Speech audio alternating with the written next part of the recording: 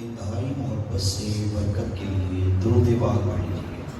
الصلاۃ والسلام علیک یا سیدی یا رسول اللہ وعلی آلک و صحابک یا سیدی یا حبیب اللہ۔ الصلاۃ والسلام علیک یا سیدی یا حبیب اللہ وعلی آلک و صحابک یا سیدی یا خاتم النبیین۔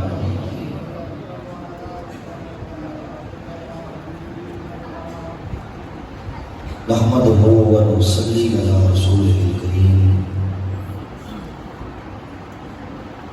اما بعد فاعوذ باللہ من الشیطان الرجیم، بسم اللہ الرحمن الرحیم۔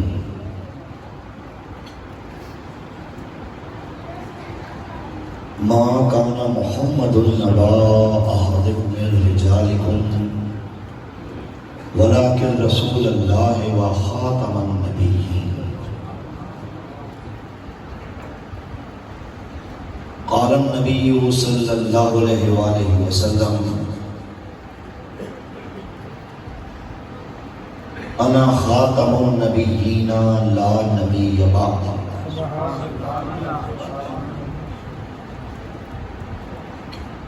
محب ختم نبوت محترم المقام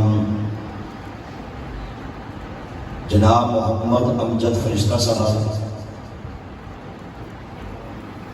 محترم جناب حافظ شاہد عباس صاحب، محترم جناب وقاص احمد صاحب،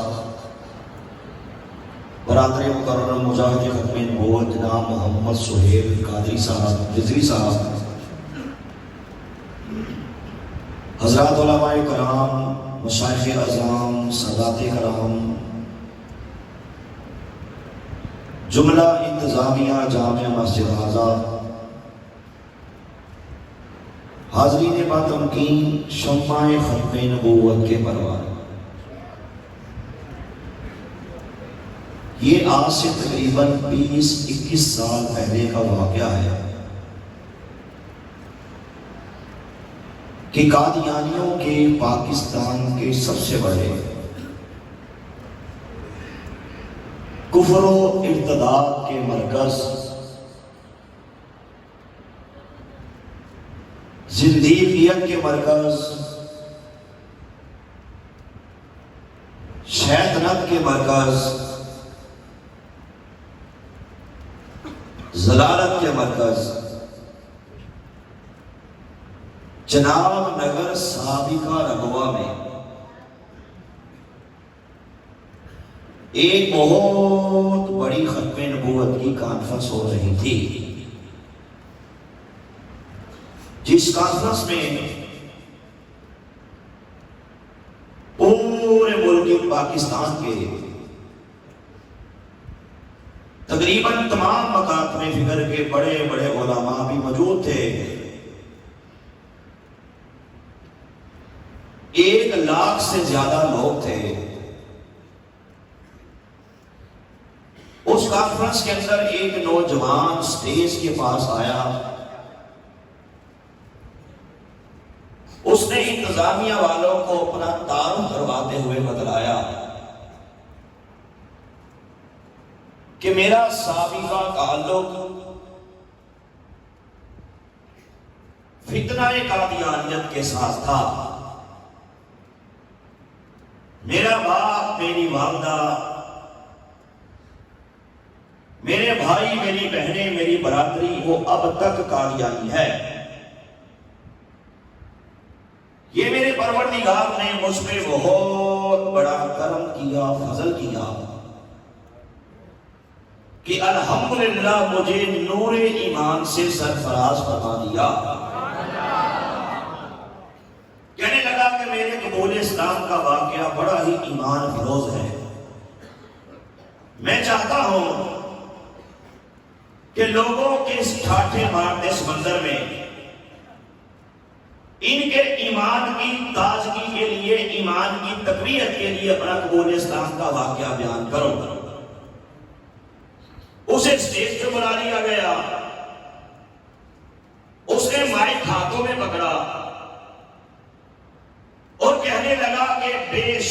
میں کوئی شک نہیں کہ میں خود قادیانی تھا، لیکن کچھ علماء کرام کے میں نے ختم نبوت کے حوالے سے بیانات سنے. اسی طرح میں نے کچھ اور علماء کرام کے حضور داتا صاحب رحمت اللہ تعالی علیہ کی سوانح عمری کے حوالے سے بیانات سنے. کہا پتہ نہیں کیا وجہ،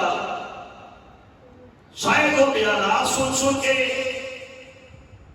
میرے دل کے اندر حضور داتا صاحب رحمت اللہ تعالی علیہ کی محبت پیدا ہو گئی.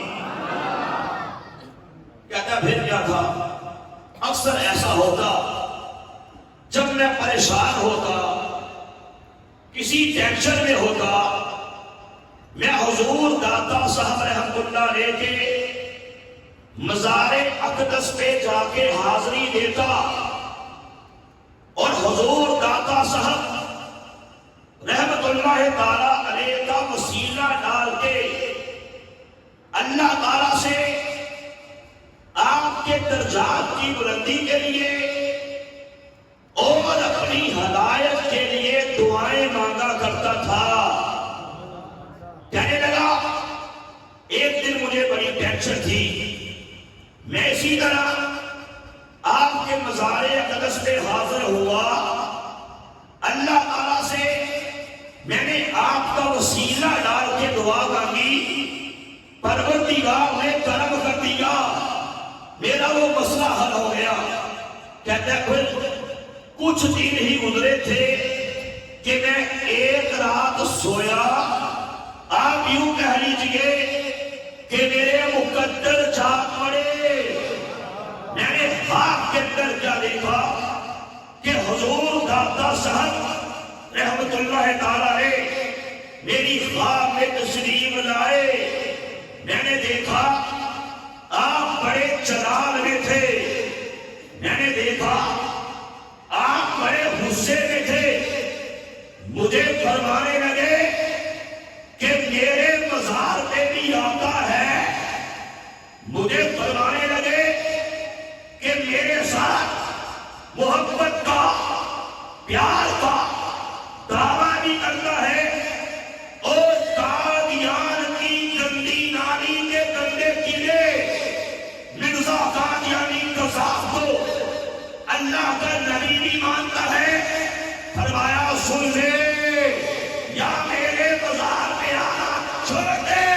یا مرزا قادیانی کو نبی ماننا چھوڑ دے. نعرہ تکبیر،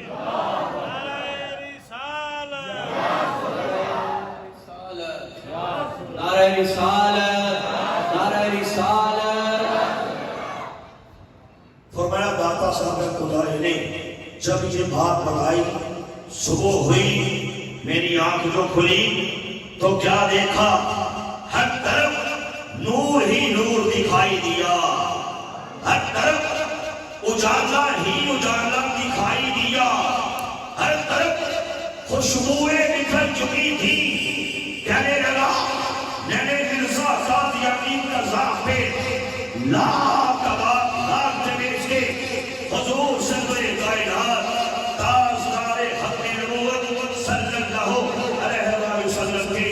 دام نے رحمت کو تھام کے اسلام قبول کر لیا. نعرہ تکبیر، نعرہ رسالت، نعرہ تحقیق، تاجدار ختم نبوت، زندہ باد، زندہ باد، زندہ باد. میں نے لاہور کے اندر حضور داتا صاحب رحمت اللہ تعالیٰ نے آپ کے اس مبارک کے مبارک موقع پہ ایک پروگرام کے اندر جس میں پورے پاکستان سے بڑے بڑے علماء کرام تشریف فرما تھے،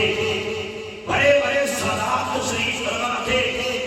مشائخ قذاف تشریف فرما تھے. میں نے یہی واقعہ سنانے کے بعد ایک نتیجہ نکالا، ایک نقطہ پیش کیا. میں نے کہا مجھے بتائیے لوگوں سے مخاطب ہو کے کہا یہ بڑے بڑے علماء کرام تشریف فرما ہیں، بڑے بڑے مفتیان کرام تشریف فرما ہیں، ان سے مسئلہ پوچھ کے دیکھو کہ اللہ کے وہ نیک بندے، اللہ کے وہ پیارے، اللہ کے وہ ولی جنہوں نے اپنی ساری زندگانیاں اللہ کے دین کے لیے قربان کر دی، اللہ کے وہ پیارے، اللہ کے وہ چاہنے والے، اللہ کے وہ عاشق، حضور سرور کائنات سے محبت کرنے والے، اللہ کے وہ ولی جنہوں نے ساری زندگی لوگوں کے اندر دین اسلام کی اور تبلیغ کی ہے، ان کی زندگانیوں کو پڑھو، مطالعہ کرو تو لاکھوں غیر مسلمین کو کلمے پڑھا کے اور مسلمان کر دیا، دین اسلام کی تبلیغ کی، حضور سرور کائنات صلی اللہ علیہ وسلم کی عزت کا پہرا دیا، ختم نبوت کا پہرا دیا۔ میں نے کہا دنیا کے اندر ظاہری حیات کے اندر ساری زندگی یہ کام کرتے رہے، اب دنیا سے پردہ فرما چکے ہیں، ذرا غور سے بات سنیے گا، اب دنیا سے تشریف لے جا چکے ہیں، دنیا سے پردہ فرما چکے ہیں، علماء کہتے ہیں ان سے پوچھو ان پہ کوئی فرض نہیں ہے، کوئی واجب نہیں ہے کہ اب بھی دین اسلام کے لیے کام کریں، ان پہ کوئی فرض نہیں ہے، کوئی واجب نہیں ہے، اب بھی ختم نبوت کا پہرا دیں۔ میں نے کہا در حقیقت یہ ان نفوس قدسیہ کا اور فیض ہے جو انشاءاللہ